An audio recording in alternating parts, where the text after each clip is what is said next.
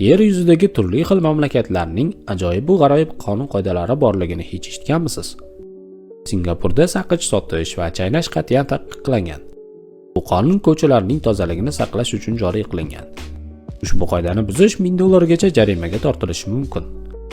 Shveysariyaning ayrim hududlarida, ayniqsa ko'p kvartirali xonadonlarda kechki soat 10 dan keyin hojatxonada suvni oqizish, dushdan foydalanish taqiqlangan, chunki bu tovush qo'shnilarni bezovta qilishi mumkin deb hisoblanadi.